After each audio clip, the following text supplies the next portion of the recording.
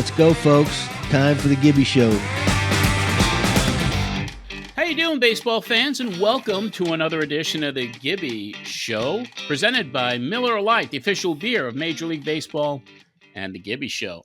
I'm John Arezzi. Joining me, he is the former manager of the Toronto Blue Jays, skipper of the 2015 and 2016 Jays playoff teams, a member of that crazy 1986 world champion New York Mets team, co-author of the best-selling book, Gibby, Tales of a Baseball Lifer, also narrator of the audio version of that book.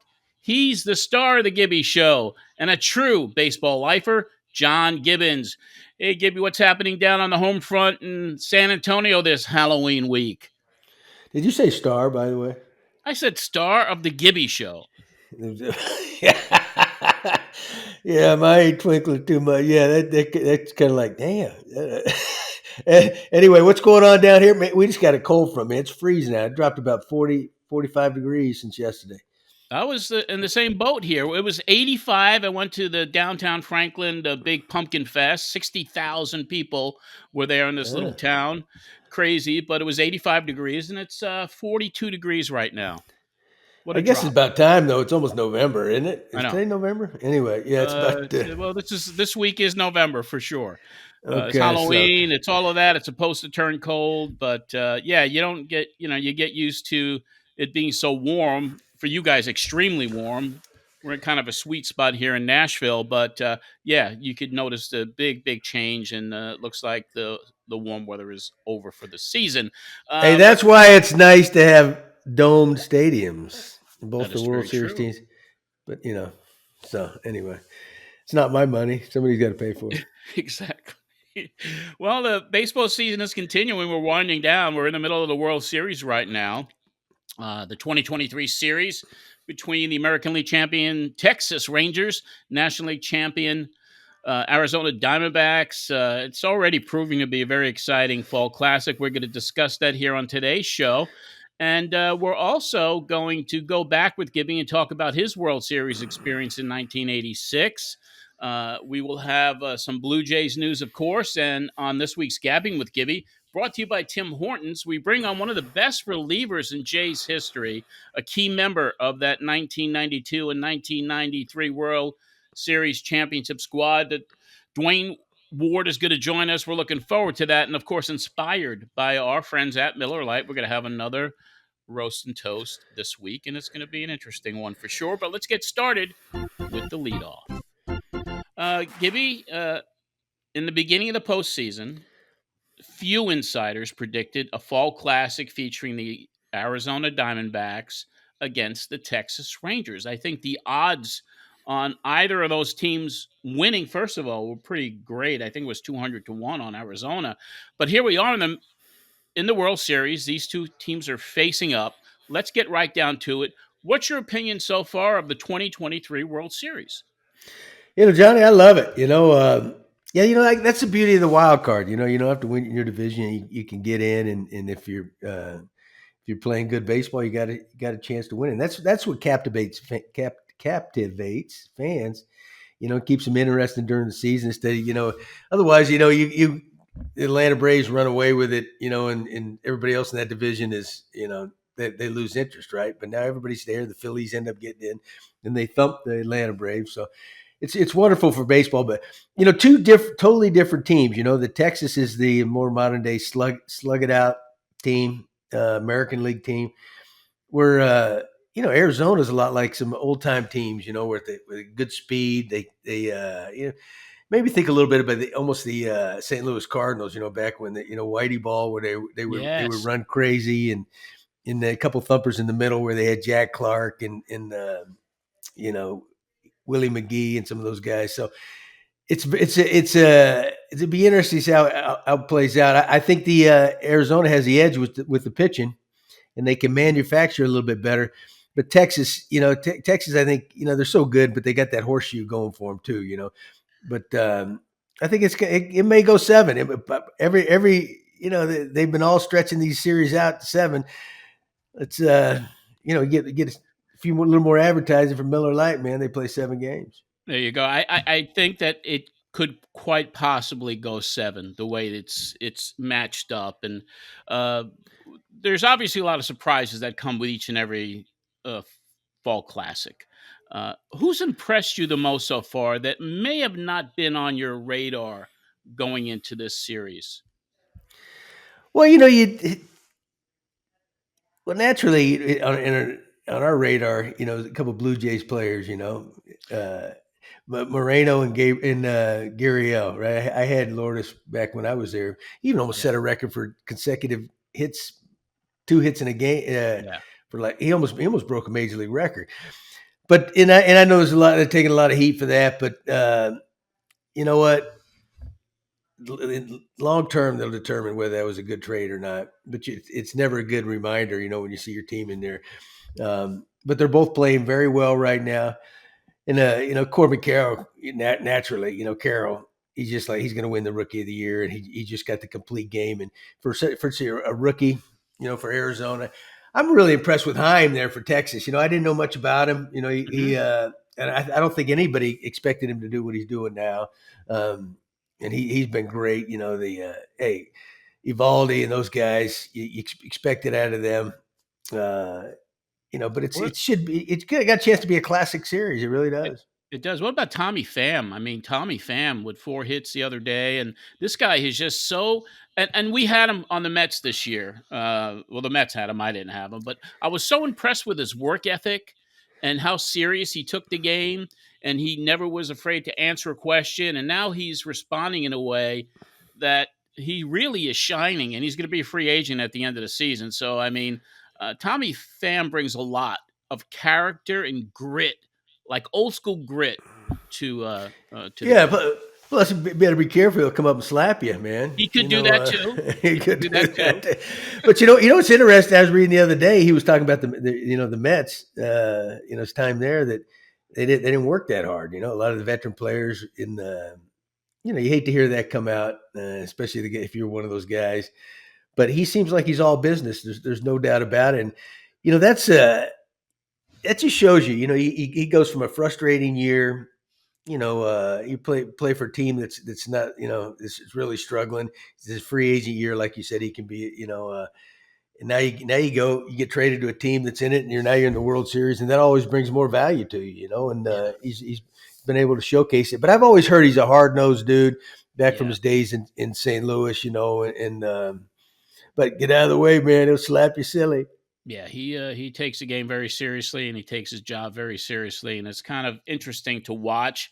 But I was happy for him to see him perform as well as he's done so far in the series. And with the series, as we tape this, they're tied up 1 game apiece.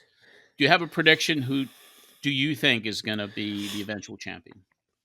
Gosh, going in, I would have said Texas all the way, right?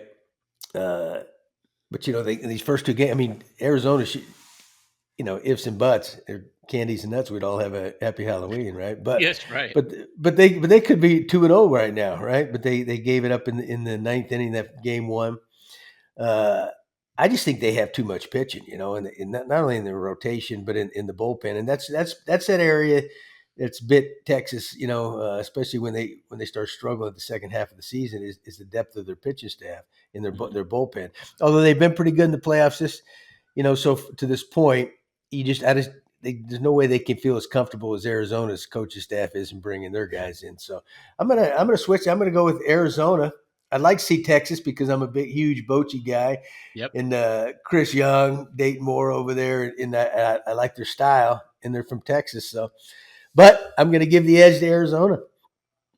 Yeah, I'd like to see Texas win, but Arizona looks great. It's gonna be great to just see how it unfolds this week, and I'm looking forward to next week's show where we could talk about the series. May be over by the time we tape next week, but it's going to be a great week of baseball for everybody out there watching this World Series. You touched upon something, and I want to kind of bring that back into discussion here, and that is the former Jays prospect Gabriel Moreno closing in on baseball history. He's hit 4 home runs in the postseason, tying him for second place among catchers in any postseason, just 1 homer behind record holder Sandy Alomar Jr., who hit five in 1997. He's 23 years of age, youngest catcher to achieve this accomplishment, and he only hit 7 home runs during the regular season. But Gibby, there's growing opinion with baseball insiders and in the Blue Jays nation that the trade a year ago, sending Moreno and Lourdes Gurriel Jr. to Arizona for Daulton Varsho, has become one-sided.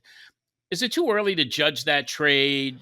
You alluded to that a little bit earlier, or did the Jays make a mistake letting him go because he was supposed to be the catcher of the future? Well, you know what? To be fair and honest, you look at the catching that Toronto has. You know, you got Kirk playing. He's He's coming still off an All young Star too. year. He's a Yeah, young Danny man. Jansen. Danny's just been bit by the injury bug, right? But he had as many big hits as anybody on that team. So I don't you know if they had traded Moreno and kept Gibbons, let's say Gibbons when he was playing his career, that doesn't go very well. But they still got two very good ones. But to be honest with you, I thought they would have traded Jansen because he didn't come from their draft. The other two did, or they signed him. But you never know what goes in those negotiations. But the Blue Jays have two very good ones right now, and They do. but what gets everybody riled up when the guys you traded, and there's two of them with Gurriel go to the postseason, especially the World Series, and you had such a crazy disappointing finish to your season. It opens up a lot of. But you know what? They're Blue Jays are in good shape with their catching core too. Yeah, they are, and you really can't, in my opinion, you really can't evaluate a trade immediately or even over a season or two. You gotta play it out and see how it goes. I'm sure Hey, you've don't let's dealt, not dealt with that forget. previously. Yeah, let's not forget too. Kirk's up for a Gold Glove award too, and Danny Jansen's one of the better defensive catchers too. So yeah, but I mean, to be fair, I mean, but this is a fair weather game business, and everybody rides that hot hand, and I can see Mhm. why the guy's a good player, but the Blue Jays are also in pretty good hands. That is true. I want to talk to you a little bit about another Jays player, Alec Manoa. He made some news this week on social media. Want to get your opinion of that. The Jays starter focused on preparing his body for 2024. So he posted several times on Instagram workout sessions that showed him working on his lower body and his leg strength. Do you think Manoa's reemergence on social media, because he did go a little bit radio silent for several months, is that a good thing at this point, or should he just wait to impress the team at spring training, trying to win a spot back in that rotation? Yeah, in this day and age, everybody's probably wondering how's he doing. They haven't heard from him in the youth of today. Social media is so big, and everybody's got their brand, and really that's how people advertise or let everybody knows, hey, everything's fine and dandy. So I've got no problem with that. I was kind of curious myself how he's doing out there. But that's what if this was years ago, everybody'd be going, yeah, what's going on, but nowadays. But it's good to see. He's got to be feeling pretty good, or otherwise he wouldn't be showing those things. But time will tell. I think he'll bounce back, and all will be forgotten sooner or later. I've seen it happen before, because we're all big fans of his, right? Yes. And there's a spot for him, and he's accomplished a lot in the big leagues. But there's nothing wrong with eating a little humble pie in this business and having to bounce back. It makes you better. Yeah, he's planting those seeds right now for when he shows up in well, when the whole team shows up in Dunedin, and that's really not that far away if you take a look at it. So it's good to see him at least working hard, planting those seeds, and I know that he has a lot to prove next year. And we've had him on the show, great young man, and we all wish him the best, of course. Yeah, he'll be back as good as ever, I think. Yeah. Well, you are listening to the Gibby Show, presented by our friends at Miller Lite, and World Series is really, it goes hand in hand with Miller Lite. When that first pitch is thrown, you pop one open. I'm sure that you're doing the same there in Texas. Just don't be drinking one per inning for crying out loud, Johnny. That No, might be no, overdoing no, it a I little can't do bit, that. No, I'm older especially now. if it I goes, can't. especially if it goes extra innings, like the other night. Yeah, you know, my Hey, my my beer in college was Miller Lite, and I remember a 6-pack being $2.20 when I went to college in Boston. A gosh, lot of times have Miller Lites changed, huh? back then at the dorm, and still loyal to Hey, this day. that's right, man. There's a reason they're the sponsor of Major League Baseball. That is right. They are the official beer of Major League Baseball, and of course, here at the Gibby Show, and anytime is Miller Lite. It's the light beer that tastes like a real beer. Corner booths, sticky floors, weekdays that feel like weekends. You never forget the way some things taste. Miller Lite, great taste, 90 calories. Tastes like Miller time. Gibby, for a major leaguer, there's nothing like being part of the World Series. From the youngest rookie to the journeyman to the elite player, the World Series is the ultimate. And although you didn't get there as a skipper, you did get there as a player, and that was in 1986 for the New York Mets. You were part of that World Championship team, although you weren't on the active roster. You were in the bullpen, but you were part of it. One of the most exciting World Series in history. You had a taste of it with that amazing Mets team of that year. What do you remember most about the World Series of 1986 being a part of that team, which, by the way, was the last Mets team to win a world championship? Yeah, Johnny, what a thrill! I got called up. In the beginning of August, Gary Carter got injured. I went up there and caught, and then I stayed with the team through September. Then they kept me around for the playoffs. I wasn't on the active roster. If somebody had been hurt, they could have activated somebody, for the next series or what have you. So my job was to catch it in the bullpen. It's funny. I always end up in that bullpen. I must be one of the better bullpen catchers around. That seems like my Of ticket all time. of all time. But you know what a thrill. I came up with a lot of those guys, so I knew everybody on the team. For a couple of years prior to that, and some of my good friends. But to be a part of it, it's an incredible experience, especially since it's happened in New York City. But the thing that really stands out is what they're known for is a comeback, right? The Bill Yeah. Buckner, Mookie Game Wilson, 6. yeah, and at the time, everybody thought that was over, right? But except everybody but the baseball guys who knew who the better team was. Actually, the Red Sox were the dynamite team too. They The were. Angels, the Astros, all four teams in the finals there. Uh, and so I'm sitting down there in the bullpen. They brought the mounted police in there. These big old workhorses, man, and because they're going to go on the field if Boston wins it, for crowd control. Well, you were That's there September 17th when they won the division, and Yeah, oh yeah. fans, Trashed and tore it up. they tore that entire field up. I Oh mean, yeah. it was the crazy, and I was there. You had actually got me my tickets. I was there, Oh. and I knew that the place was going to erupt, and I knew that society had changed a little bit, and they flooded that field and they ripped it up, and it was like horrific to see. So you being in the bullpen and all the cops, they were prepared then for what would. Oh yeah. And It then was it's funny preventative. that they say they called down, say get. I'm pretty sure. I don't know why I can't remember exactly, but I think it was good. And they said get good and go in case this game's tied. Right, we got something going here, right? Yeah. And so I go down there, I'm squatting, and he's getting loose, and every pitch he threw, my glove would pop. Right, it was a loud area, and he was throwing hard anyway. And every time I caught a ball, these horses would like jump and they like turn, right? And I'm thinking, dang, man. But they had you normally you could watch a game. I'm trying to watch what's going on here, man. I'm excited as anybody sitting in the stand. And they had plexiglass all the way around. So I catch a pitch, throw it back, and I'm trying to move around, see if I can see anything going on out there. And then, of course, then it ended that way with the Mets win, and we didn't have to take the field again.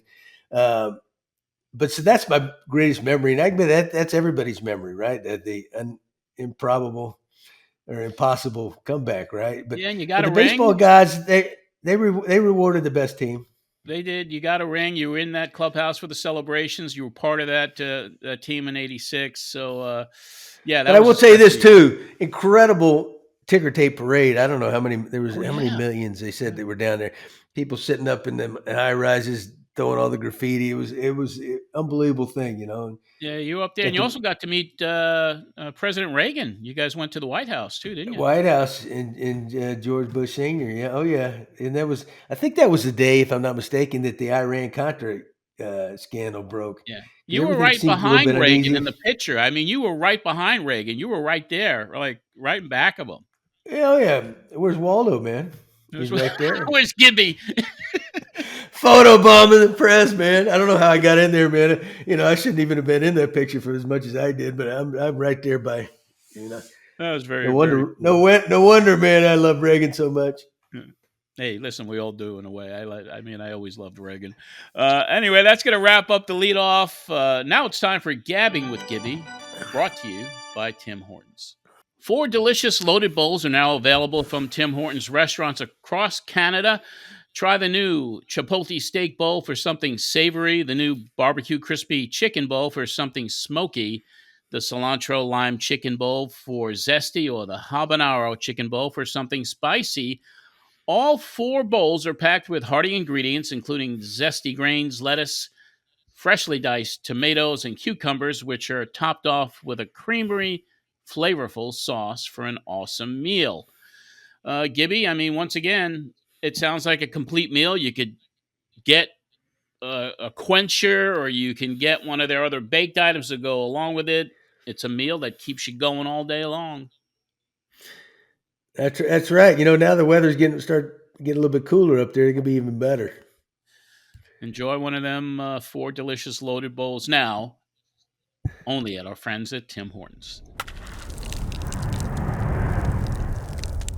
Today on Gabbing with Gibby, brought to you by Tim Hortons, we bring on another Blue Jays legend and someone instrumental in the 1992 and 1993 World Championship teams. He was a setup man in 92 as part of the two-headed monster, as Gibby called him, with Tom Henke leading the way for that World Championship team. And in 1993, he took over the closer's role for the Blue Jays and was the winning pitcher in the decisive Game 6 of that World Series, which saw Joe Carter touch them all for the Jays, winning the World Championship for the second year in a row. A 1993 All-Star, the American League saves leader that year, and a 2020 inductee in the Canadian Baseball Hall of Fame. We welcome Duane Ward to this week's Gabbing with Gibby. Duane, pleasure to meet you. Hey, pleasure to meet you guys. Thanks a lot for having me on. It's nice to see Gibby again once in a blue moon. Yeah, Wardo, man. You know, I've been looking forward to this. You know what? I got to know you when I was managing there in Toronto, and you'd come to town. They'd have some kind of events, and you'd always come into my office and sit down there, and we'd shoot the bull, man, and talk about the game, talk about your career, how the game works, and I loved it.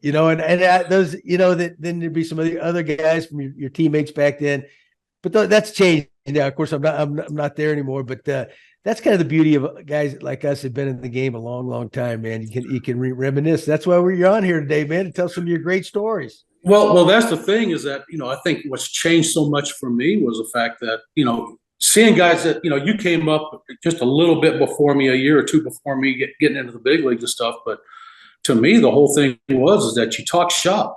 You don't sit there and, in your cubicle and, do all your social media stuff. You sat there and talked shop because you may be able to tell me something that I didn't know, or I can implement into what I'm trying to do with my game, and maybe I can help you with yours. And that to me was what I came up doing. I think you did the same thing. I mean, look at the great pitching staffs that you caught, where you learn from one another, and I think that just makes you a better player. Yeah, Wardo. I mean, everything was kind of, when I was managing there, everything was kind of starting to transition a little bit away from, you had the analytics was just starting to come around a little bit. But I can remember some of the clubhouse guys. I would talk to them, and they would talk about because now the big thing they turned to when I was there was the diets. Everybody has a dietitian. Oh yeah. But dietitian or somebody else is always sitting there massaging them or whatever. But I can remember the clubhouse guys would say, "Hey, back in your day there in the 91, 92s, 93s, when you guys wanted all that, the clubhouse guys would say, the guys would come in after BP and they would have to make McDonald's runs, right? Before Oh the yeah, game. always. Yeah, just say, here's $20. Here's $20. Go get it. Go get me a Big Mac, man. Come on, starving. I'm starving here. Now they got dietitians in there. They got a full kitchen. They got a chef. They got you can get whatever you want in that clubhouse. Exactly, and the game's not as good. What does that tell you? Well, it's that, but it's a lot of I guess you can say pampering. I don't know, or trying to watch people's diets. I don't know. I mean, with all the people that nowadays, Tommy John is a big thing right now, and for some reason, a lot more pitchers are getting hurt with Tommy John. Having to have Tommy John surgery and stuff like that. Back in the day, you didn't have a lot of guys having that issue, and when you heard a guy getting Tommy John, you're going, oh man, I don't know if he's going to make it back. And if he does, it's going to take him 2 years, maybe, 2.5 years. Now it's like guys get Tommy John the off season. They're back pitching in spring training. So. Hey, the key is that the Big Mac diet keeps you from having to get Tommy John. You got to have enough fat on you just to make sure you don't tear a muscle. And then as you get older, you get all those muscles removed, so you don't pull any of them. Oh, that's beautiful. Johnny, what do you got, Johnny? It's been 30 years since Joe Carter hit that walk-off home run in 1993. It was a magical night, incredible World Series. Can you believe it's been 30 years since that happened? No, that's something, I talked to my wife, and stuff around here saying, I can't believe that this October is 30 years. I mean, it goes by so quickly. And I think the older, people say, the older you get, the faster time goes by. And I think the reason is, you're wanting to savor it, I guess, a little bit more. You're wanting to remember some things. And all of a sudden it's like, today's gone. Here's tomorrow. The next day's here. The next day's, it's gone. So, but when you're young and stuff, you don't pay attention to that kind of stuff. And the next thing you know is you're 30 years older. It goes by pretty quick. You not only won that, you got the W in Game 6, you got saves in Game 1, and in the Wild 15-14 win against the Phillies in Game 4.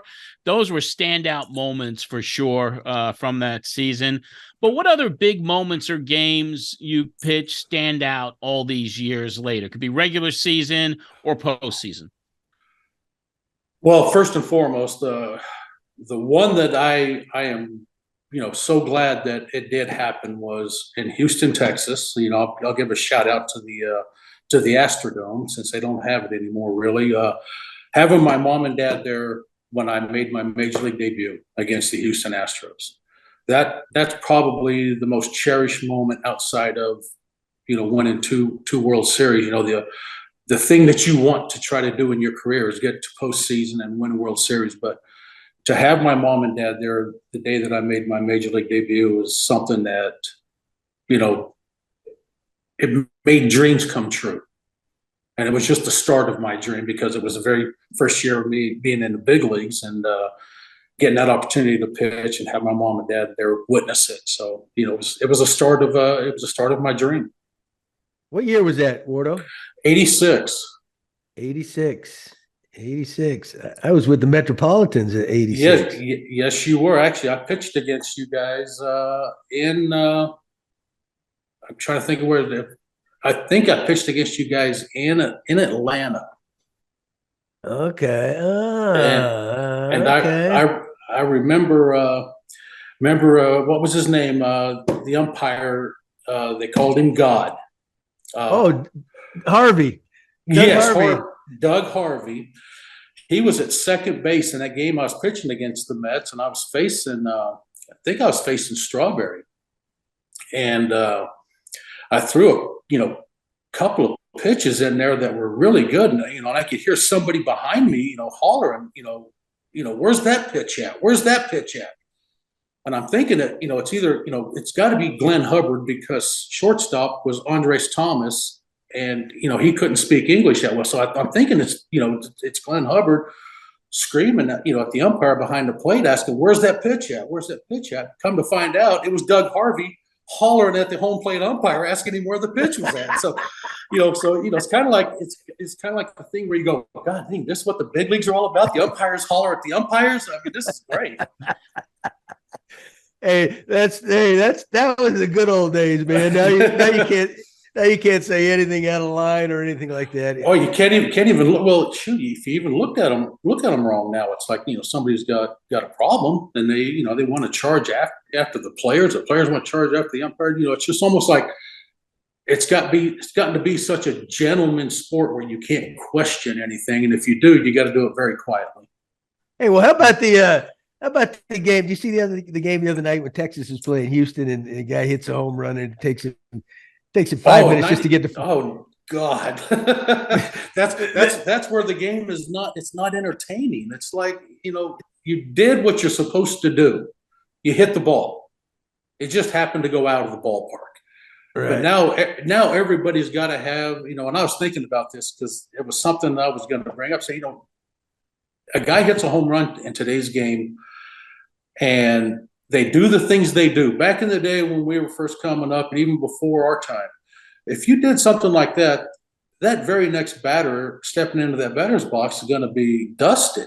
I mean, it's okay to you hit your home run, get around the bases, but don't sit there and show me up. And now it's like completely the opposite. They want that fanfare. They want that stuff. And to me, it takes away from the game where guys are running around the bases and stutter stepping and stopping, and I mean, I have no idea what this is all about. But back in the day, I mean, somebody would get hit. Well, and you know what, Warner, just like you said, that next guy going up to the plate, he didn't want to go up to the plate. Oh no, he was shaking. But that's how you stopped it, because. Yes. If I get hit, if I'm a big hitter, right, and I get hit because of something you did in front of me, I got a problem with that. And that's how they stopped it. And you police your own. You tell guys to, hey, get your butt around the bases and quit doing this stuff, because you're going to get somebody hurt out here. I mean, could you imagine? I mean, one of my childhood heroes and stuff, Nolan Ryan. I mean, he give up a home run if the guy didn't get around the base right away. That next guy was hit. I mean, it's just the way the game was played. Right. Hey, I saw Nolan in the playoffs in '86. I was catching the bullpen for the Mets. This was with Lenny Dykstra as the leadoff hitter. Before he threw his warm up pitches, and then he walked towards home plate in the area where that leadoff guy, because he's older, where they would lay down a bunt, right? I know where you're going. Yeah, where they'd lay down the bunt area. He'd go in there. He'd look at that hitter and move his foot around don't be butting on me, man. I'm too old. Exactly. He did that a lot. He did that a lot. He did that, almost every time he pitched. He'd always go up there and put an X on the ground or something like that, and shake his finger and say, I'm getting too old to fill my position.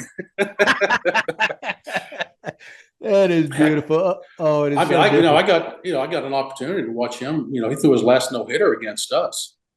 Okay. In 1993, I think it was May 1st, 1993. The same day Ricky Henderson, broke the stolen base record. But people don't realize Nolan Ryan came close to 3 times throwing no hitters against us, and they were broken up in the 9th inning. So, I mean, I got to see one of the best in the business go out there, a guy that would go out there and throw 200 pitches or 175 pitches or whatever.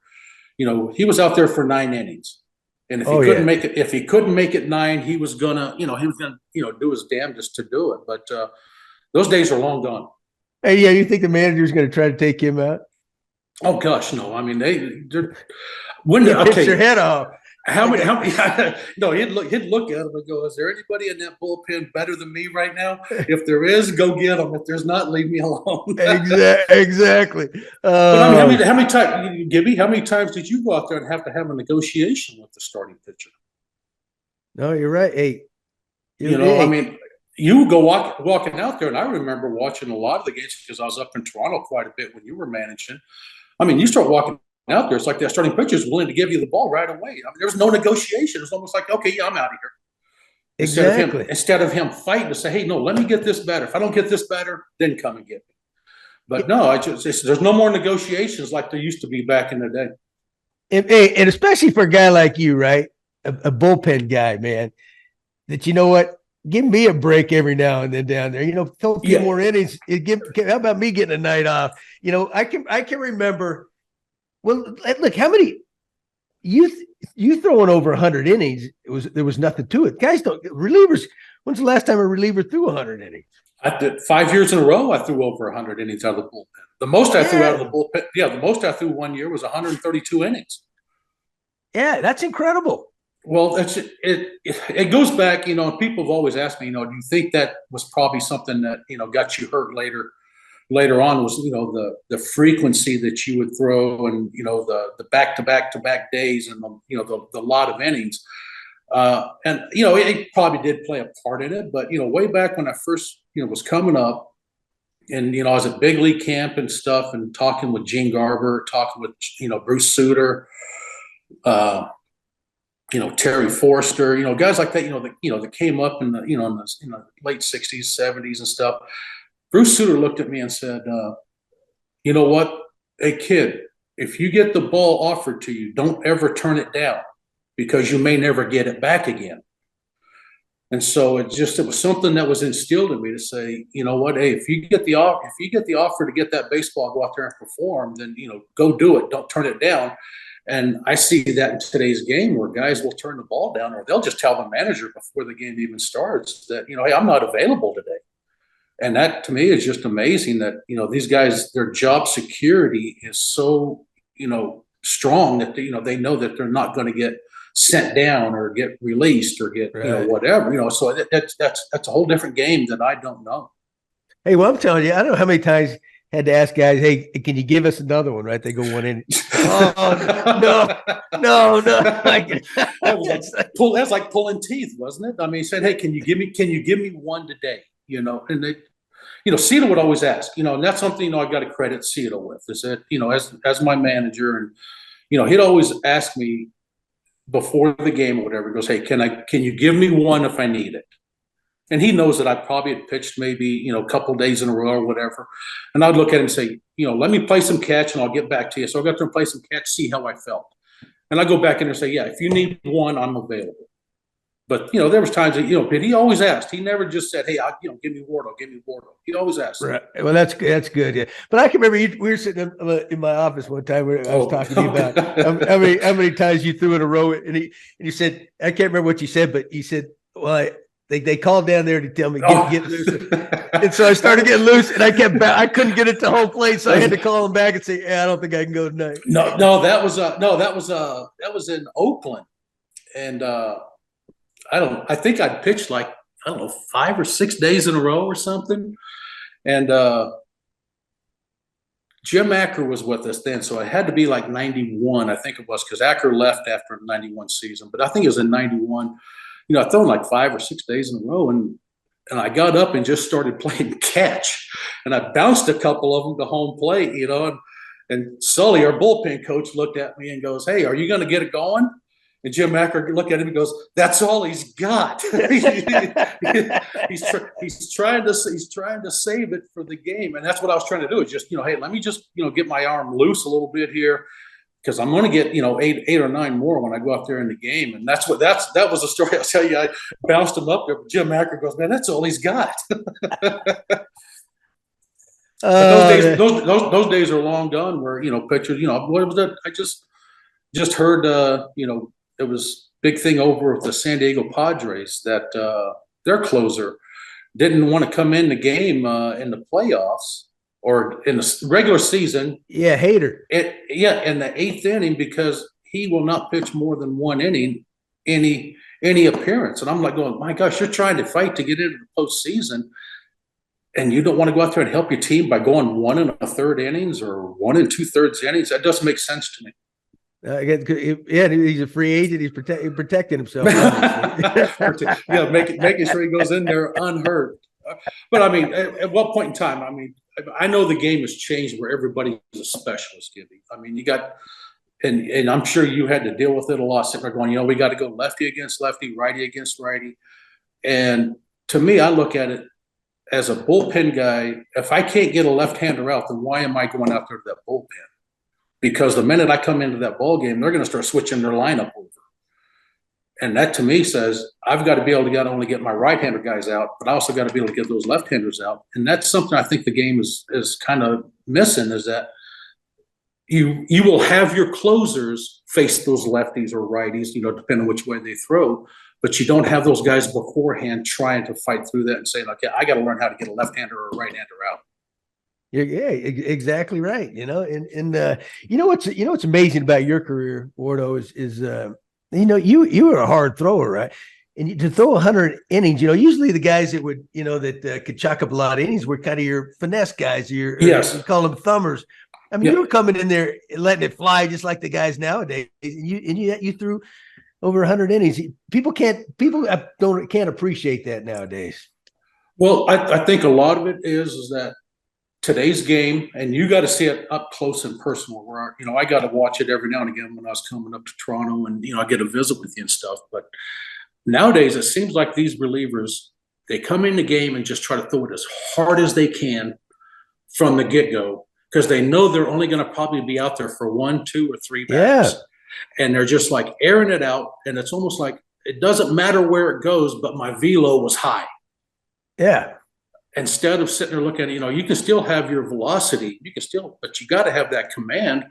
I mean, I was thinking about this, and I wanted to ask you this question. I mean, when you're managing, when you're looking at, down in that bullpen, you got, 2 guys on, nobody out, and that starter's struggling. Do you think in your head as a manager going, God, who can I trust to bring in this game, not to give up those 2 runs that are out there on the pond? I mean, is that something that you had to think about that? And I got to thinking about that going, my gosh, we only had 10 pitchers on the staff. Nowadays, they got what, 12, 13, 14, whatever it could be. And they got that conveyor belt that they just, up and down, AAA or whatever. And, giving the guy, a day off, whatever. Excuse me, call a guy up or whatever. But, we only had 10 guys, 5 guys in that bullpen. And I, remember talking with Cito, and, the season basically consists of about 1,450 innings. And how are you going to get your 10 pitchers to cover 1,450 innings? And nowadays, you got starters that barely get 200 innings. Oh, yeah. There's only a handful that even get 200 innings. Maybe not even that anymore. Exactly. And so, at least back in the day, and I can almost tell you your pitching staff you had over with the Mets, with Gooden and Darling and Schiraldi, and all these guys. Those guys are going to go up there and pitch 250, possibly 300 innings. So, that's got to make a manager's job so much easier to sit there and go, gosh, these guys are giving me 7, 8, 9 innings. At least I'm going to have at least 3 of these 5 starters going to give me 9 innings. Well, they have to, man. Yes, exactly, because you didn't have the help in the bullpen. Right, exactly. But that's where they became pitchers. You had to learn how to pitch. Everything couldn't be max effort on every pitch you threw, or you wouldn't. You couldn't hold up. That's exactly right, and that's where I think that the game has changed so much as far as utilizing guys out of the bullpen. You don't. I would be terrified to be a manager today, because one thing I do, I told you, I keep up, watching box scores and stuff like that. One thing I do is I will look at the box scores on all the teams that played that day, from teams that played yesterday, and I would look and see what every one of those pitchers' ERAs are, and I could almost count of the 30 starters, 15, 14 of them will have a 4.5 or higher ERA. And I'm sitting there thinking to myself, going, gosh, I would hate to be a manager now, thinking at what point in time is this guy going to give up those 4.5 runs or those 5 or those 5 runs? Because it's going to happen. It's going to happen just because of what their track record is. But then you start looking at the bullpen guys. Excuse me, these guys are carrying 4.5, 5.5 ERAs. Who does John Gibbons pull into the game to say, I hope this guy doesn't give up runs today? That to me. Go ahead. No, I think Wardo, that 4.5, 5 earning make you about 10 million a year now. Oh, it's unbelievable. But guys will go out there and give up those inherited runs. Yeah. And then you have to go get him because here comes a lefty up after he's given up, 2 hits to right-handers that he couldn't get out. And here comes lefty. So now you got to go get him and burn another pitcher out of the bullpen. But that guy will walk off the mound and go, yeah, my velo was good, wasn't it? Well, and those weren't my earners either. My velo was good. How was my yacker looking today? It didn't matter. I mean, the catcher never saw it.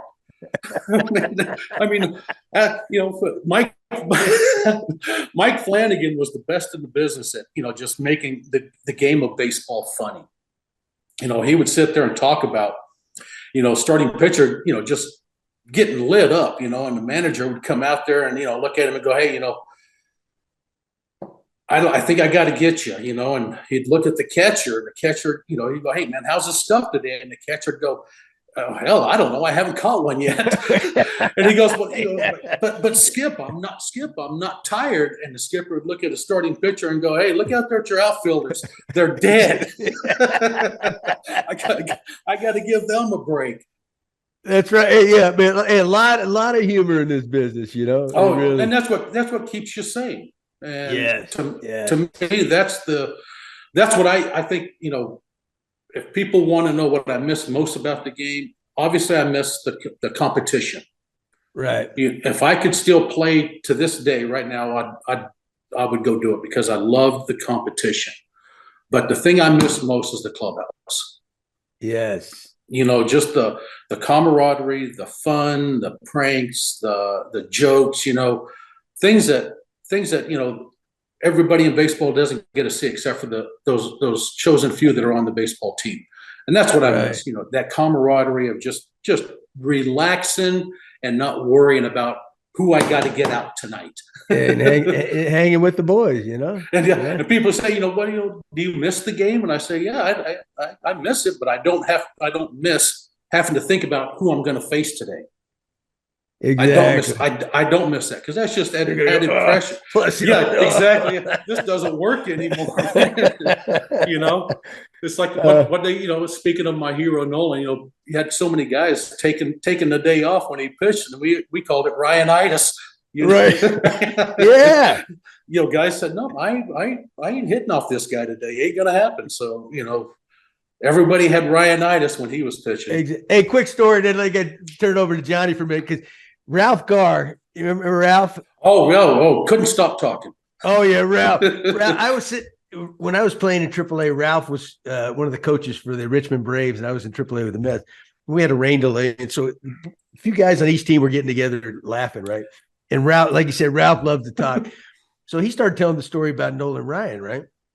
He was leading off when he was with the Braves, and he went up there. How the leadoff hitter will go up there, work the count, maybe see a few pitches. And then he goes into the dugout and tells the guys. What he's got. Yeah. That was the leadoff guy. Yeah. So Ralph, he said Ralph went up there and he was telling the story, like 3 pitches up Nolan, right? Came back to the dugout and somebody said, Hey, Ralph, hey, what's Nolan got today? And he goes, gee, this game is over. This one hitter. We got no chance. We got no chance, boys. We got no chance. That was so many people had stories about Nolan Ryan about when he was on his game. I mean, they all said it. He was unhittable, and I think he was just wild enough to scare the living hell out of people. Oh yeah, just wild enough. He'd let one fly here and there just to remind them, and all of a sudden, guys, they started, oh, my back's bothering me a little bit, Load up for lunch or dinner with Tim's Loaded Bowls. Packed with hearty ingredients for a satisfying meal, and there's 4 delicious flavors to choose from. I like the flavor. That's so good. It's time to load up with Loaded Bowls. It's time for Tim's. Johnny, what do you got for him? Oh man, this is great. Just listening to you guys, and I don't know if you've seen that Nolan Ryan documentary that came out earlier this year. which is fabulous on his entire No, career. you know what? No, I didn't see it. I've been meaning to watch it. I haven't watched it yet. Yeah, we'll make sure we get you a link because it's on all the a couple of the streaming Yeah. services now. I saw it in the theaters and it was just fabulous. And what a performer, what an athlete he was, and he put the fear into everybody you face. So I love Nolan Ryan myself. Got the chance to see him when he was with the Mets years ago. Well, that was a lot of what, if you threw hard, and I don't know if you're going to intimidate a hitter, but you can, I always went out there on the mound and tried to do, I wanted to pitch on intimidation and emotion. Mm-hmm. I wanted to try to intimidate hitters, and there's some that you can't. Other ones, they just didn't give it down. They're, hit me if you want to hit me, but I'm going to come in here. But, I wanted to pitch on emotion and intimidation. And if intimidation didn't work, I wanted to do it on emotion. And that was, something that, I tried to keep going through my whole career, was that whole idea is just try to be one step ahead of that hitter. Yeah, absolutely.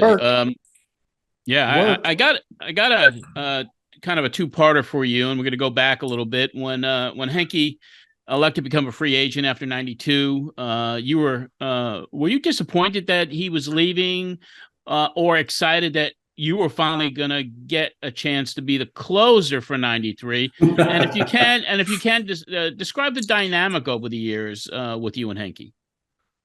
Well, first and foremost, we had a great relationship. Tom and I really, we got along good. We were friends, and we still are friends to this day. A lot of people wanted to know if we had any animosity toward one another, because, here's Tom Henke, the closer, and here comes, Wardo up, wanting to take Tom's job. No, doing all the dirty work, all the So that's basically what I did. I went out there and pitched those 3 innings when the starter got in trouble, and then he comes in and pitches 1 inning, gets all the glory.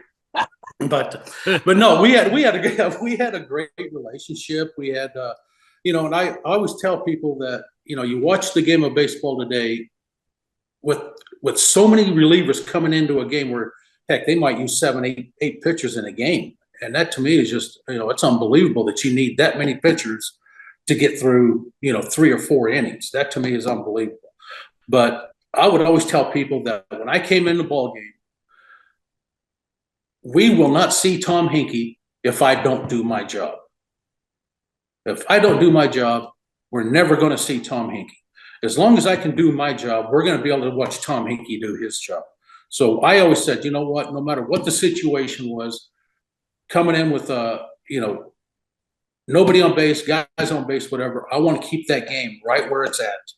So I give Tom Henke a chance to come in that night to pitch. And I think that dynamic was so good that people started almost saying, the Blue Jays have got 2 closers in the bullpen, not just one. And I remember talking to Cecil Fielder after he left, and a lot of other guys in the game. They just basically said, "You guys have taken this game of baseball from a 9-inning game to a 6-inning game because of what you guys have in that bullpen. If we don't get to the starter, we're going to have to fight with those guys in that bullpen, and we don't want to fight with them because the game's going to be over."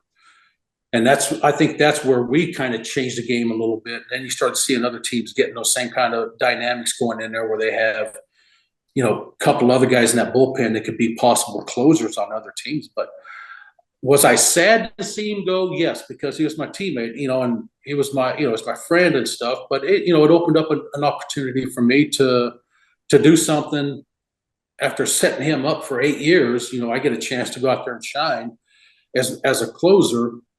And, thank God it worked out good. I mean, if I'd have got out there and, and just, messed all over the bed, I mean, then I go, man, we get to go back and get Tom Henke back over here.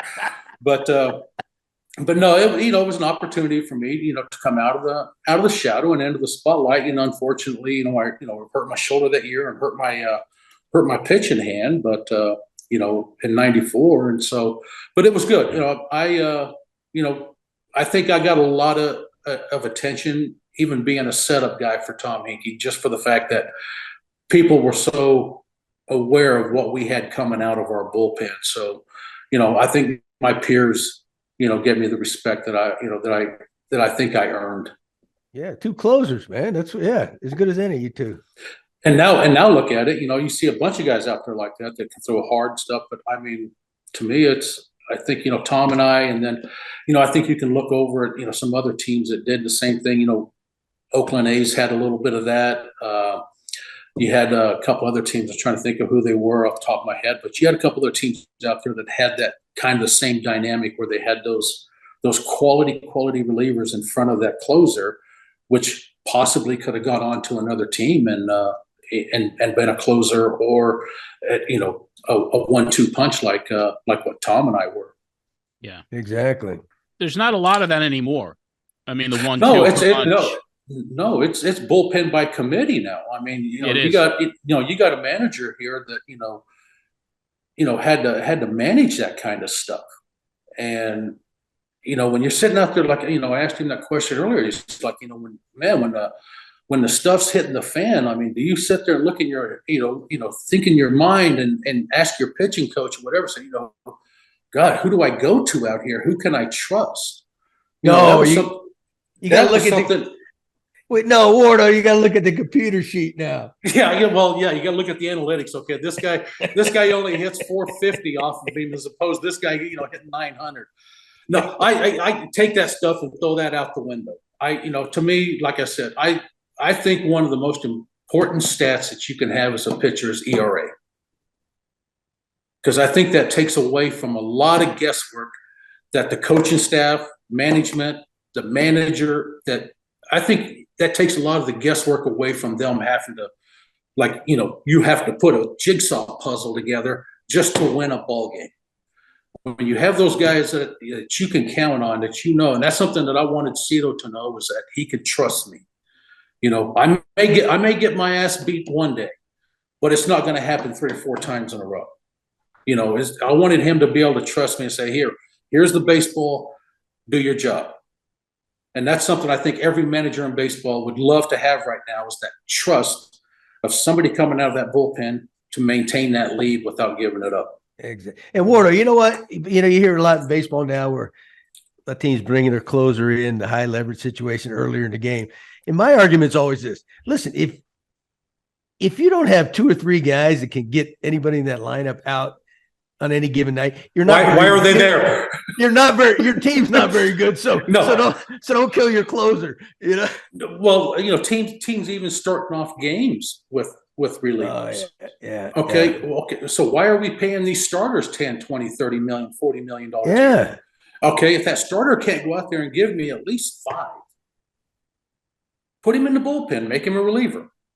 I mean, to me, the game has gone so analytical, where first time through the lineup, second time through the lineup, third time through the lineup. Well, hell, there's nobody in baseball except for a handful of people that get the third time through a lineup.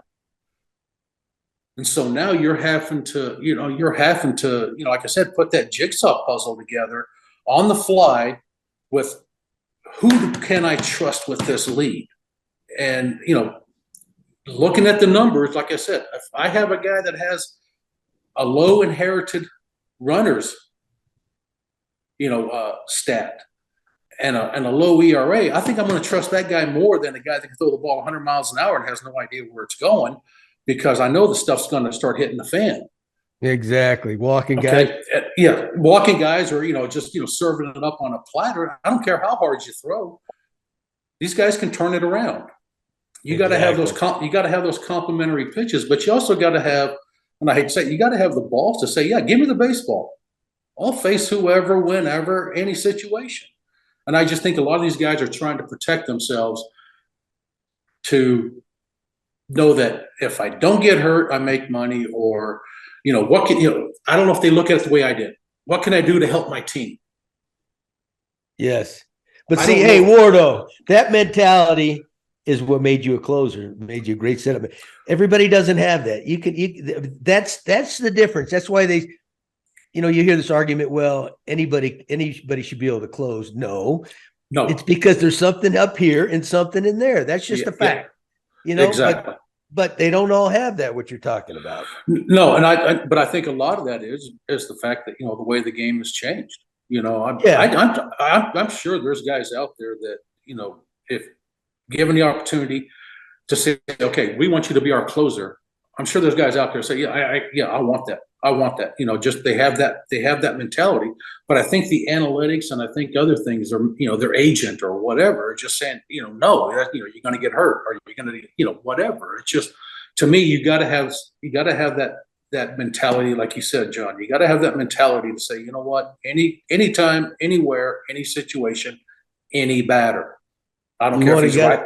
Yeah, I want to face that guy. You want to be in there with the game on the line, but Exactly. Yeah. But everybody's not cut that way. That's what made you so good, other than your great arm. So. And I think that's where the game of baseball has changed so much. Where it's, I mean, I could probably reel off about 15 guys that you had as a manager, and you'd probably agree with me, but I'm not going to name them. But watching the game as much as I did, I'm almost sure that you'd probably agree with about 13 of the 15 that I'm exactly right. And that, to me, is not what the game of baseball is. It's not, I'm a little stiff today, I can't go. No. Can you give me one? Can you get me one out? And these guys will say no. They'll say no. I got to have the day off. And if you do use them inappropriately, it's almost like their agent immediately calls front office and says, "What are you doing? Trying to kill my guy?"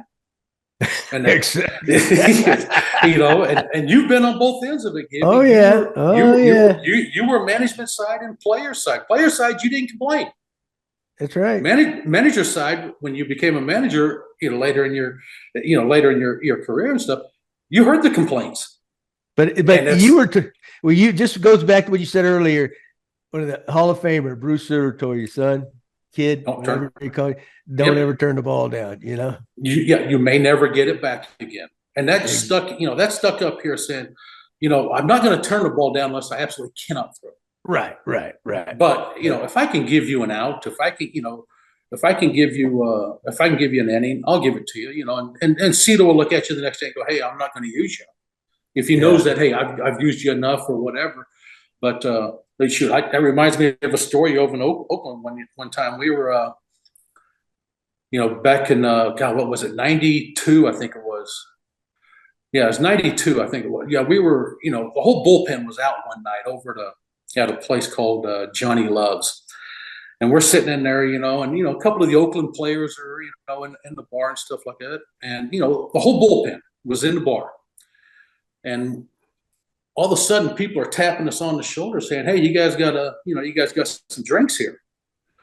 We go, "Okay, maybe it was one of the Oakland players trying to, have us, drink a little more than we should or whatever." So we drink them down, and about 5-10 minutes later, taps on the shoulder again. "Hey, you guys got some drinks here?" We're going, "Okay, somebody's screwing with us here." But anyway, it went on for a little while where we had some drinks. Anyway, the next day at the game, Juan Guzman's pitching. And we don't know if Guzzi's going to give us 1 or if he's going to give us 9 stellar. I'll be gosh dang about the 5th inning or I think it was the 6th inning. Guzzi's just like starting to gas out. I mean, he's just starting to get a little wild. Cito calls down to the bullpen. And, we'd all been out that night drinking. We didn't know, Guzzi, maybe he can give us 9, but sure enough he doesn't. But we calls down and Sully picks up the phone and he goes, "Hey, put Wardo on the phone." Cito, I get on the phone and Cito goes, "Hey, Wardo, are you okay today?"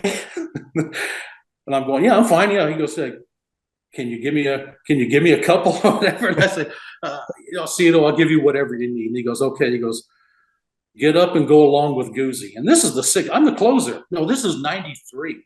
This is 93 because I'm the closer. He goes, "Get up and go along with Guzzi."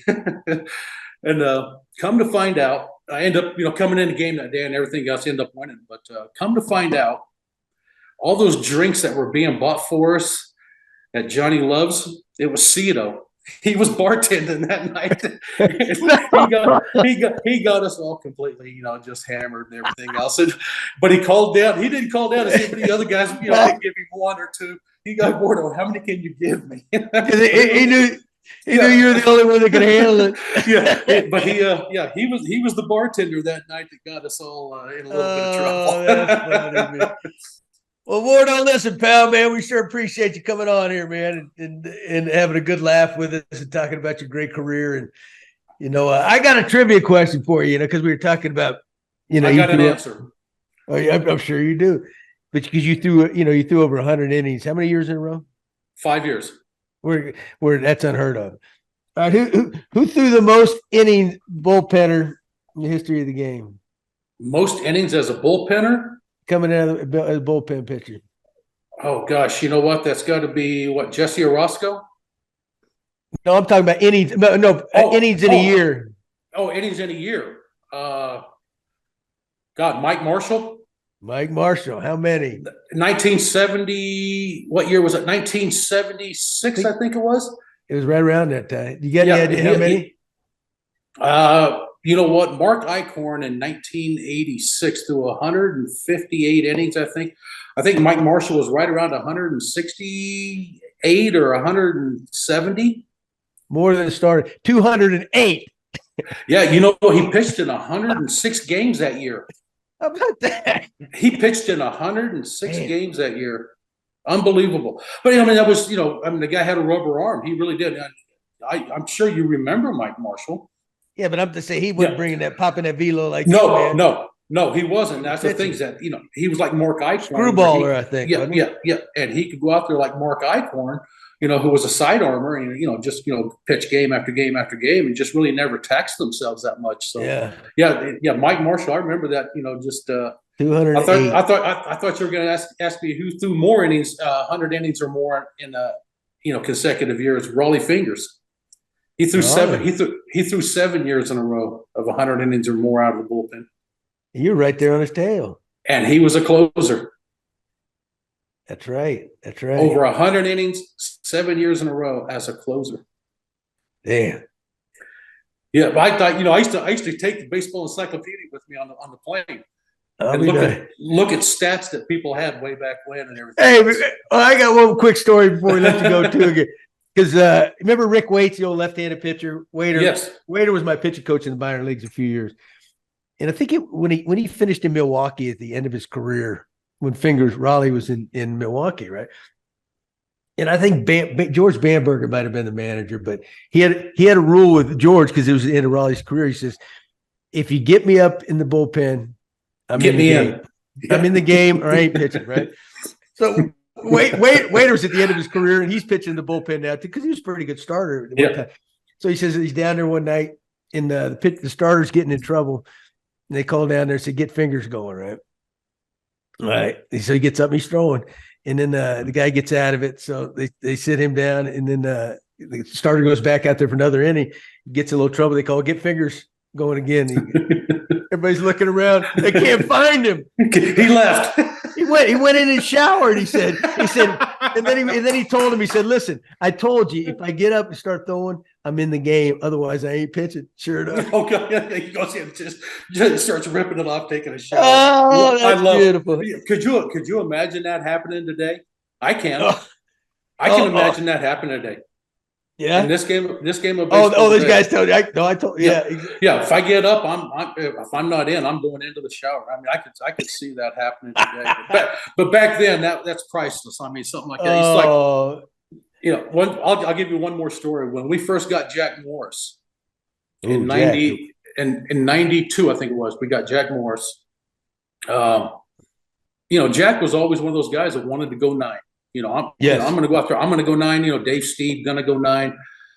Guys like that. They were Denny duration. Anyway, Cito's going to let Jack, start, opening game or whatever. And Jack told Cito, said, I'm going to go 9. Don't come and get me. I want to show everybody this is why you got me, this, that, whatever. And anyway, Jack's out there in the game, and he gets in a little bit of trouble on that opening day. And his first start, and Cito comes out there and goes, "Hey, let me get you." He goes, "No, Cito, I can finish this. I'm good. I can finish this." And Cito goes, "No, Jack, let me show you what we have in this bullpen." Because over in Detroit, he didn't have that great bullpen. He goes, "Let me show you the horses I have in this bullpen." And Jack goes, "No, let me finish it. Let me finish it." And he goes, no. Cito goes, I'll tell you what. You let me go get my horses. If you're not happy with it, next time out, you tell me when you want to come out of the game, if you want to come out of the game. Anyway, Jack goes, okay. He gave Cito the ball. I come in, pitched like an inning or two or whatever. Bam, bam, bam. And here comes Henke in behind me. Bam, game's over. Jack gets the W on his first start as a Blue Jay. Henke gets the save that day or whatever. Anyway, Jack goes walking by Cito's office in the clubhouse, and he looks in there and he hollers at him, "You can have that damn ball anytime you want it." Yeah, that's beautiful. Because he didn't, he goes, "Let me show you the horses. Let me show you my horses." It makes a huge difference. Well, I mean, look at the pressure it takes off of your starters. Oh yeah. Look at the pressure it takes off of that. Starters, coaching staff, manager. When you sit there and go, man, I'll tell you what, look at the horses we have on this staff. Let's use them. And that just makes a world of difference. And you guys were one of the best all time, man. But Ward, listen, pal, we sure appreciate your time, man. And it's my pleasure. Hey, don't be afraid to do it again. We'll do it again, huh, Johnny? Oh, absolutely. It was a pleasure. And by the way, that documentary, Facing Nolan, is on Netflix. Oh, yes. That's right. Okay, I remember it now. Yeah, I'll have to watch that. All right, brother. Pleasure. Johnny and John, it's nice seeing you. Look good. Don't fall in love too much up there in that Montana area. Oh no, I'm out there with Costner, man. You're up there doing Yellowstone, aren't you? Exactly. I love it, man. You're Texas through and through. You ain't gonna give up Texas, man. You got to go out there and live, man. The world's getting too crazy. I hear you. That's what I love about this. You don't have to shave every day anymore. Ward, thanks, my friend. Huh? It's my pleasure, John. Nice meeting you. And everything else. Gibby, take care of yourself. Okay, pal. Now inspired by our friends at Miller Lite, it's time for this week's Roast and Toast. Well, Gibby, during this year's National League Championship Series, Christopher Mad Dog Russo, who hosts High Heat on the MLB Network and has his own channel on Sirius XM, well, he commented on the Arizona Diamondbacks' chances against the Philadelphia Phillies in the NLCS. Russo did not think the Diamondbacks had a chance to win either Game 6 or 7 in Philadelphia, and he went as far as saying he would retire on the spot if Arizona won and made it to the World Series. Well, as we both know, and as everybody listening or watching this show know, Arizona did advance.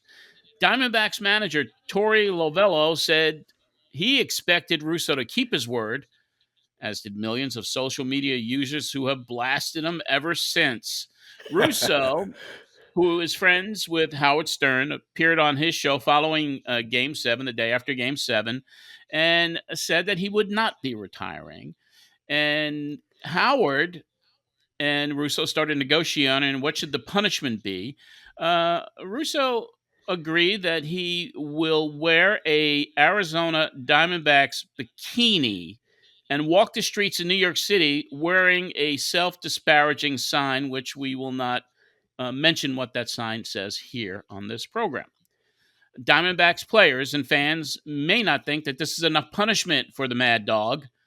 So for his comments before the World Series and for choosing this bikini stunt on the Howard Stern show, Gibby, this week's roast is the Mad Dog, Christopher Russo.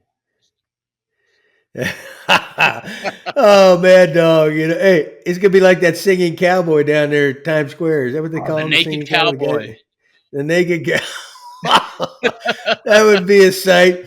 Hey, I tell you what, he's probably 90% of the people felt the same way he was, that they weren't going to beat the Phillies because the Phillies, were playing so good and so powerful, and they just whipped the Atlanta Braves.